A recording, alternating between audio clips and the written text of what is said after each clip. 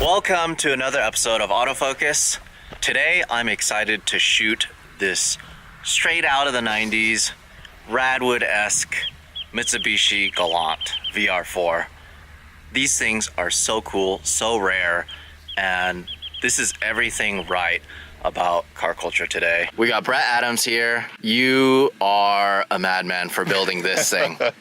Yeah, that's what people say. First thing I asked you was, how many of these are left? There's a guy actually on the forum. His name's Iceman. He's been taking a tally kind of who owns what. So in 91, they imported 2,000 of them. In 92, another 1,000. This is 1837 out of 2,000, made in 91. And then my wife actually has a 92 as well, have 820 out of 1,000. For the 3 Galant guys that actually watch this, go there and then add your car to the registry. What do people think when they actually see it? Yeah, so usually you get 2 responses. The guys who know what it is, so they're like, oh, I had one of these in high school, or you know, I know what this is. And then you have the other people who usually they're like, what is this? Usually there's not a lot of people in the middle. This car shares the same powertrain with the DSM family of cars. So the Eclipse, Talons, Lasers, 4G63 turbocharged 4-cylinder. These cars, unlike the DSMs, were actually imported from Japan. So again, only 3,000 of them were ever imported, whereas the DSM was manufactured throughout the 90s and into the 2000s in the Normal, Illinois plant, which closed down not too long ago. So they used to actually host the mod events there, the Mitsubishi Owners Day. So they used to do one right in the middle of the country at factory mod they'd call it, and they have an East Coast and a West Coast event. And Mitsubishi, if you're listening, you shouldn't have canceled mod this year. Come on, guys. What the heck? You come out with an Eclipse that's not an Eclipse, and then you cancel mod day? No. Not good. What kind of wheels are these? These are actually pretty cool looking. Yeah, so these are Workmeister S1Rs. We swapped to the 4-pot Mitsubishi 3000 GT calipers. Shout out to Paul Volk who hooked it up. He just produced a new set of brackets so you can bolt these straight on the stock Galant knuckles. But you get quite a bit more stopping power with the 3000 GT brake setup. The cool thing about the DSM family of cars and the Galants specifically is that a lot of the parts from various years were better than others. So if you're looking to do performance upgrades, whether it's a rear end swap or whatever, you can pull parts off of other Mitsubishi cars and either retrofit them or in a lot of cases just bolt them straight on. It kind of reminds me of the whole Nissan. Every other Nissan takes parts from the Z32 or the R32 Skyline. Yeah. Aesthetically, from the outside, it really is cool that it matches like the trim. Yeah. Like this is seriously, the gold trim is very kind of like Drug Lord-esque. Yeah, right.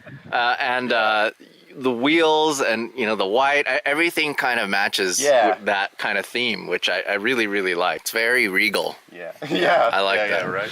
So I'm assuming that this is probably a super rare JDM part, huh? It is. So I got it from a buddy, Harold, and he's got family overseas and he's got the hookup on all the JDM parts. Cosmetically, the car is essentially about how I got it. So he got me JDM front and rear bumpers.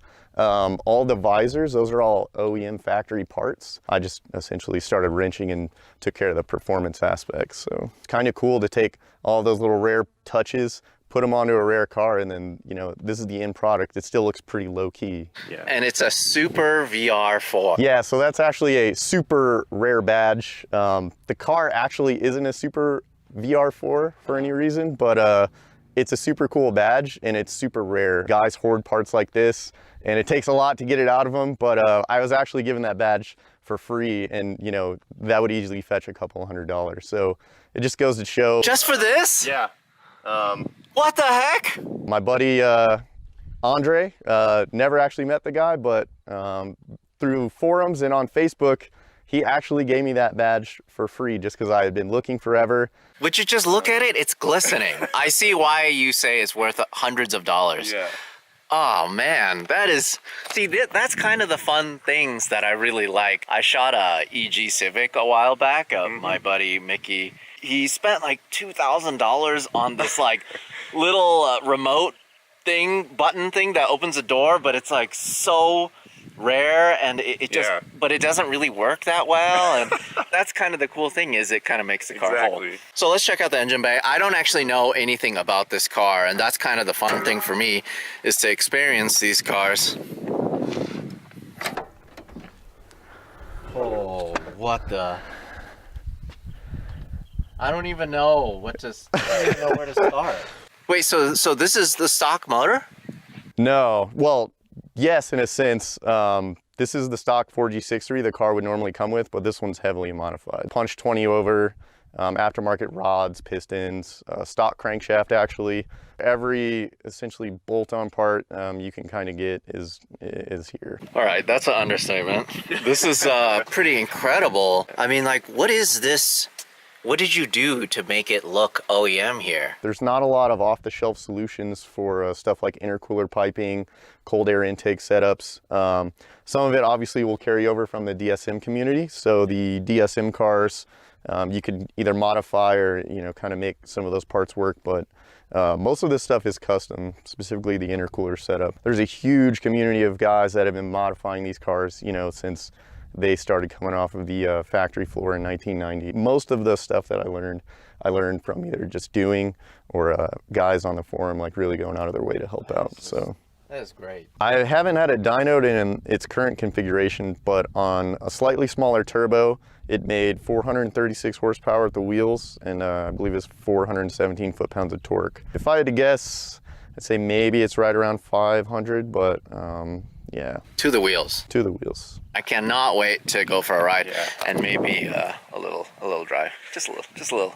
And what about the interior? This is like a snapshot from the 90s here. Oh my God, the badge is so cool. Yeah. That badge is where it's at. Yeah.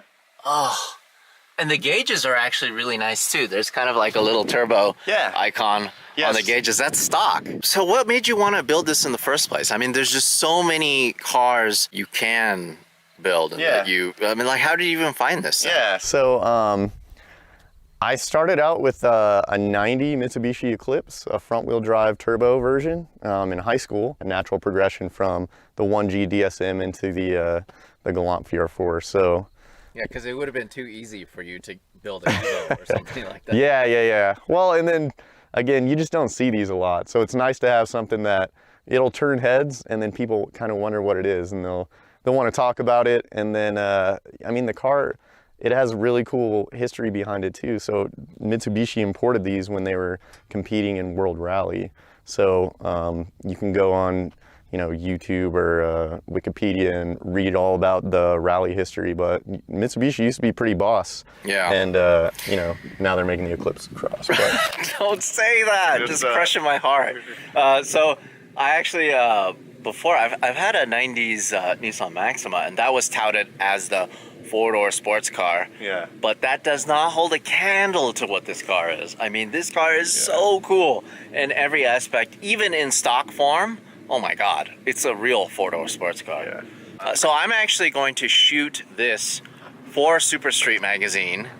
The last feature I did for Super Street was the NA Hero Toyota Supra. My friends at Wheelwell found this car, kind of like put it out there, right? That what kind of feature cars should we do? They connected this car with Super Street, and then everyone reached out to me, and now we're shooting this. So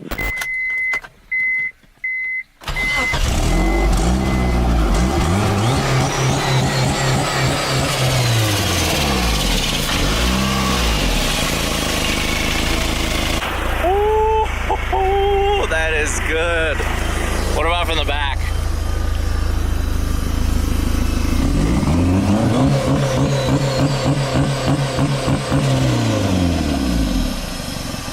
Oh man, if there was smell-o-vision, you can really smell that E85. Holy cow. Oof. This is so cool. I love this. I love it.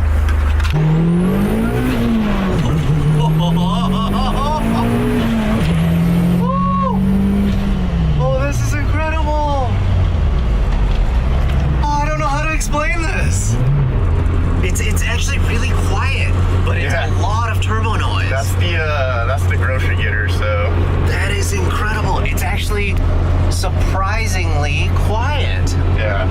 But it's very, very quick. Like, it's unbelievably fast. Yeah. I mean, it'll get you in trouble. Yeah, no kidding.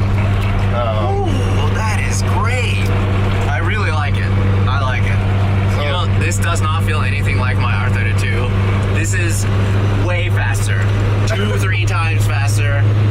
My thing is a real grocery getter. This is just a grocery getter in disguise.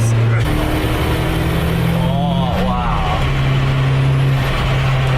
Oh. Here we go, scumbagging. Oh, so this still works, this turbo gauge? no, so the factory ECU actually, you can change what that does. So that actually displays coolant. Oh. So that's engine temp. But yeah, normally it displays boost pressure. So yeah. It'll get.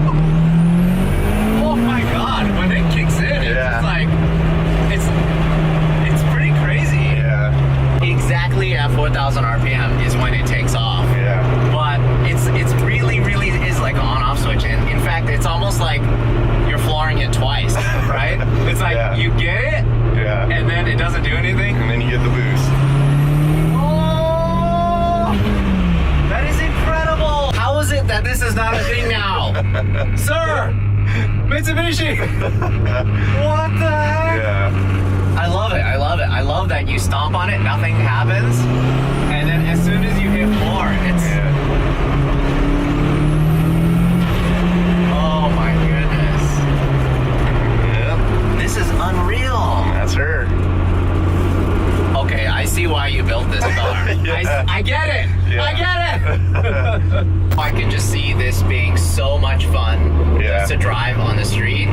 It might be a little too much power for the track, which is kind of crazy, you know. But for the street, I think it's perfect, honestly.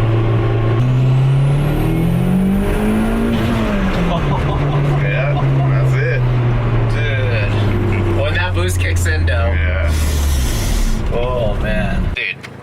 Thank you so much for letting me drive No this problem, thing. dude. Smiles for miles. That's, Yeah, thank you so much for bringing this out. Yeah. It's just look at that turbo. This is so cool.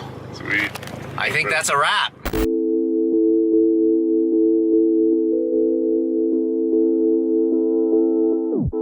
Overnighted from Japan. Yeah, that's great. A lot of Harry's.